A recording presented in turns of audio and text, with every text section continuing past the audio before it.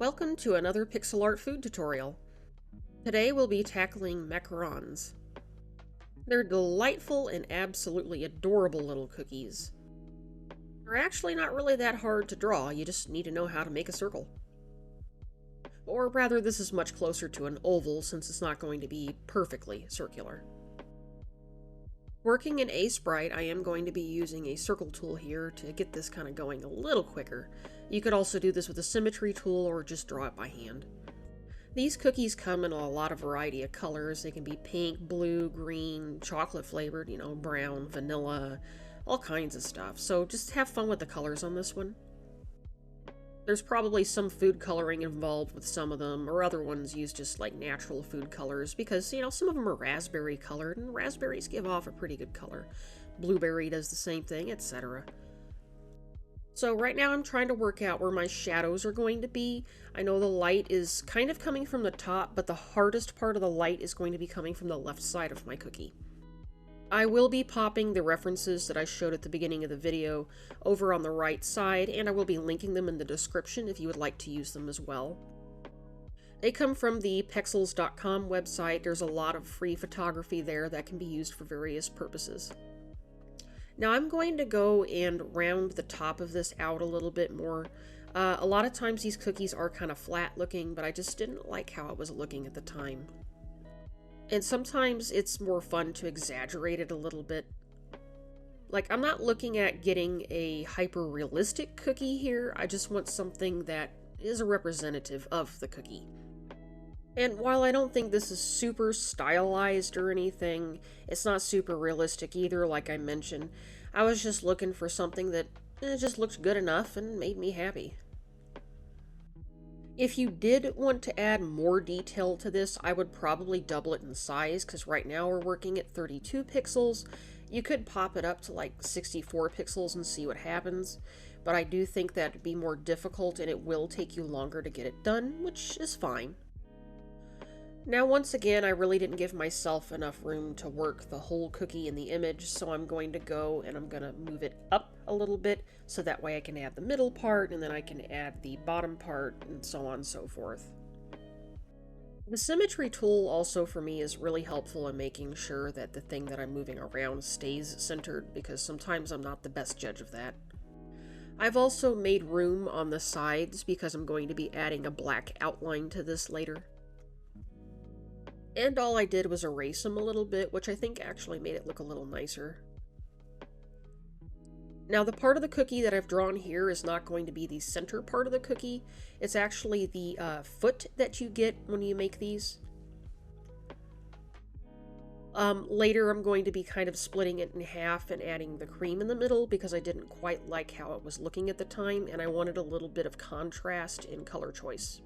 So if you want to give yourself a little gap while you're drawing this ahead of time so you don't have to worry about cutting it apart with like a lasso tool or something later, by all means go for it.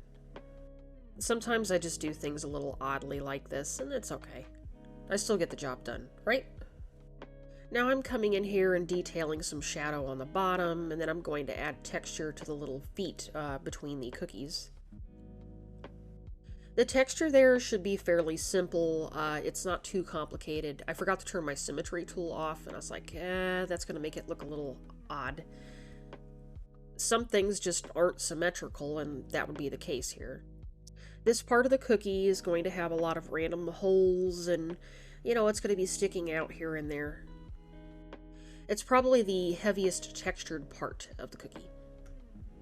And it's part of how we recognize that this is in fact a macaron. So it's important that we do get this detail in. It's going to look a little intimidating, but in reality it's just a bunch of random noise. We just have to make sure we put our shadows and our highlights in the right spots. Now, of course, I can't just do one thing at a time. I've jumped over and done the highlight on the top of the cookie here for one reason or another. It may have been so I could keep track of where my light source was coming from. There's just something with my brain, I just can't stick to one spot. But I promise you we'll come back to the middle of the cookie. I am aiming for the harsher highlight up there. That's on my reference material. But as I zoom in and show you here, you're also going to see that there's a lot of like color texture in there. Like it's a very smooth cookie, but there's a lot of color variation. So by this point, I've decided to actually completely remove the color from my image. I'm using my own colors for this, so I'm not too worried about matching the image perfectly. But I do want to make sure I keep my highlights and then my shadows where they need to be. And turning my reference image black and white does help with this. It makes it easier for me to focus on the actual value rather than my color variation. So from here, I've decided to add some dithering to the cookie. This is to simulate the color variation that I know is there, but also because, I don't know, it just made it look nicer to me. Like, I probably could have left the cookie smooth and, without the extra little details if I really wanted to. Sometimes I just can't leave things alone. I briefly considered actually adding the color variation to it, but I didn't want to add too many colors to this if I could help it. So I decided that dithering was the route to stick to. But if I did add some color variations, I would probably add a little bit of a peachy color or something to the top of the cookie. And I mean, just a handful of speckles at best, here and there. If you zoom in on cookies like this, sometimes you can see that maybe the dough or whatever wasn't mixed perfectly, and that does add the color change to it a little bit here and there. Anyway, so I decided at this point that the highlight over there was a little bit too much. I will be adding a bit of a harsher one, but it's much smaller. I felt like the original brightness of that big area was too bright and distracting.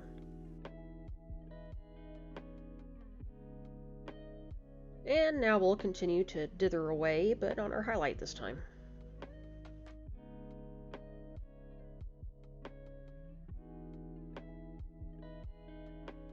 Dithering large projects can get really tedious, and it's also possible to way overdo it, so do use this technique sparingly.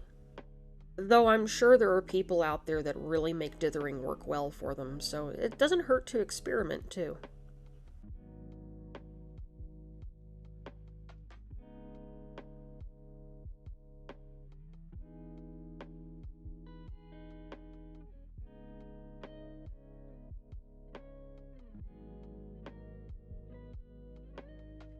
Now from here I want to add like the super bright white highlight that's on the very edge of the cookies up there. You will see that I'll try to stick to the colors that I usually use over there. I prefer to use what I have normally, but sometimes you really just need a change up and have to go for a bright white, which I will do later in the video. And this is because I end up creating a chocolate one, and my current colors just don't really work well with it. Actually, with this palette that I use, I actually have to take my browns and whatnot and kind of shift them around and try to figure out where I want them. So all of these peaches and tans and everything are usually just kind of starting points for me. And it's just how I like to do things. Right, so after I get done fiddling with this highlight up here, I start working on the feet part of the cookie in the middle again. I suppose I felt like I had a good starting point on the top of the cookie so I could help keep track of where my highlights are and where my shadows should be. Though it might also be that I just get distracted easily.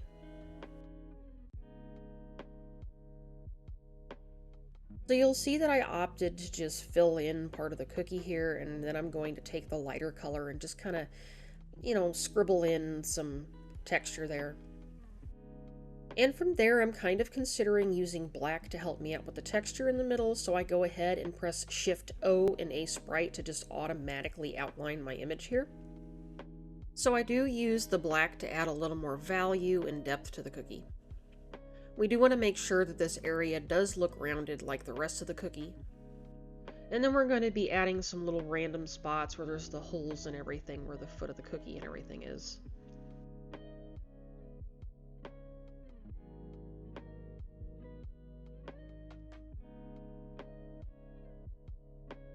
And then I'll end up outlining about where the foot of the cookie starts on each part because there is a deeper spot. And then I'm going to be lining where the foot of the cookie starts because it is a little bit deeper there if you look at the reference image on the right.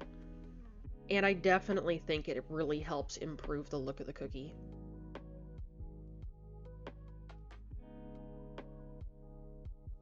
And then some of the foot actually kind of bows out in the center of it.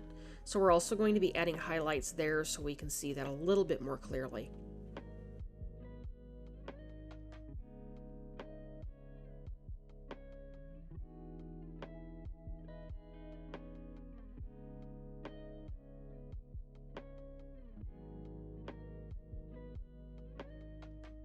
And then once we get this bit done, we're actually going to go fetch our lasso tool and we're going to cut the cookie in half and add some cream.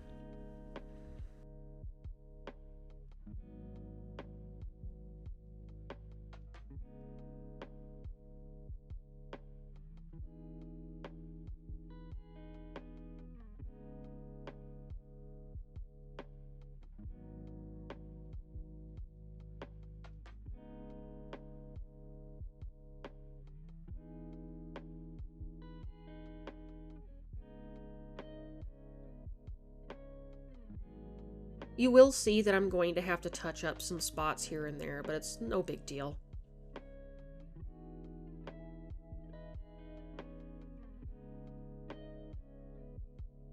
So I've added another reference image here just to see how the cream kind of settles in between them. If you look these up online, sometimes the cream can be a little more fancy. You can copy those if you want to, or you can just leave it simple like I did. There's already so much detail in the foot that I decided that it would probably be better just to leave the cream smooth. But if I were working at a larger size where I could add a little bit more detail, I might consider trying that.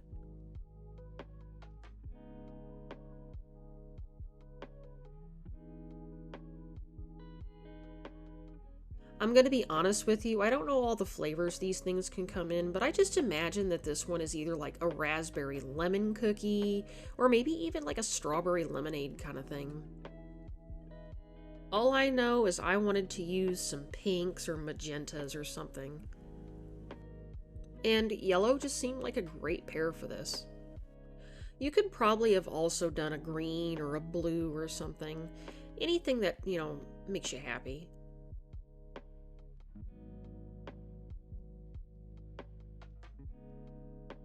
Now sometimes I get a little bit lost when I'm shading, and I remember that the foot from the top is probably going to be casting a shadow on the cream, so I end up having to go back and kind of correct this and put the shadow more towards the bottom of the cream.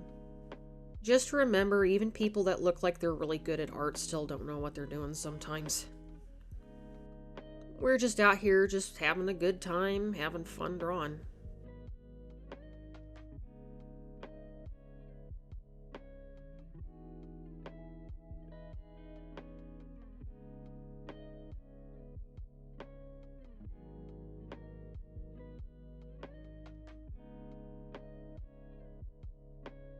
It's at this point that I realize I should probably have a little bit of a gap between the feet over on the edges.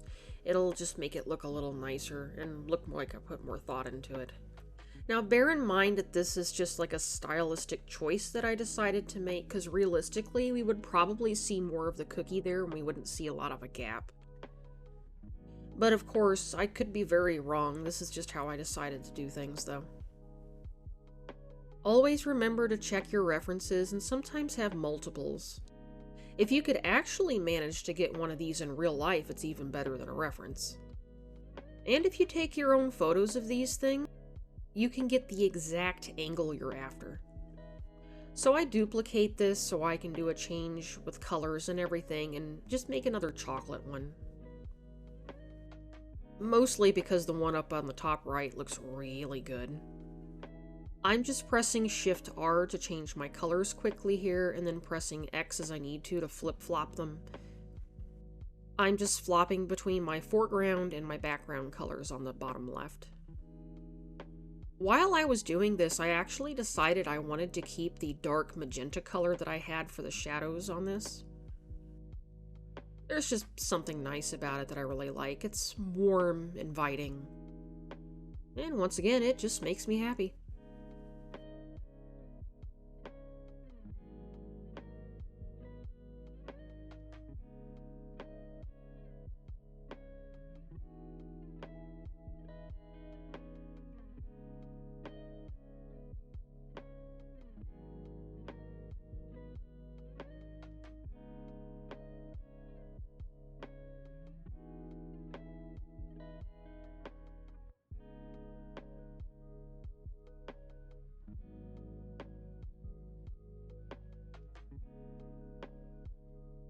It's from here that I start playing with the highlights a little bit more. I did decide on a yellow highlight initially, but I will be changing it to white later.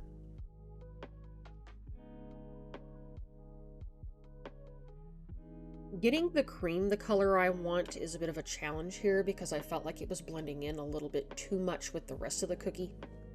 And you can see that I'm really thinking kind of hard about what I want to do here.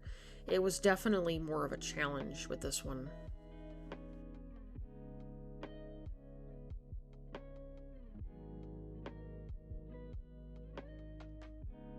I do decide that a harsher highlight is probably a good idea, but I don't end up sticking with this yellow.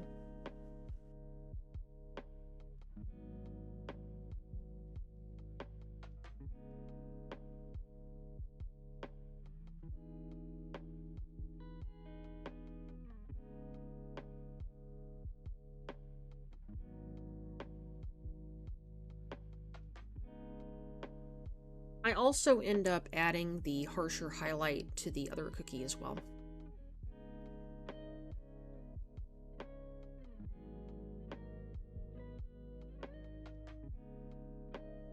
Ultimately, it was still a little bit too much, so you're going to see that I'm going to break it up.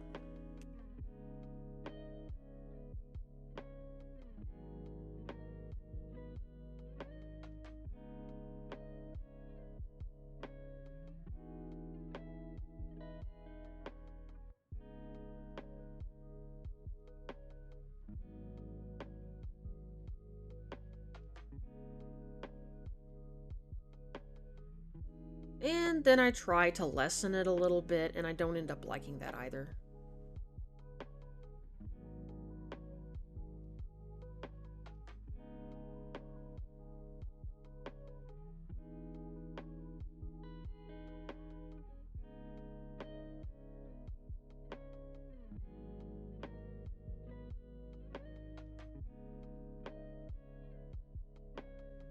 There's not a whole lot more I can say about this section. I am going to add more of the dark outlines and that just to, make things stand out a little bit more. So do keep an eye out for that here in the video. But I did want to say thank you so much for stopping by and watching all the way through to this point. It really means a lot to me if this does somehow help somebody. I'm somebody that struggled to get myself to even try pixel art.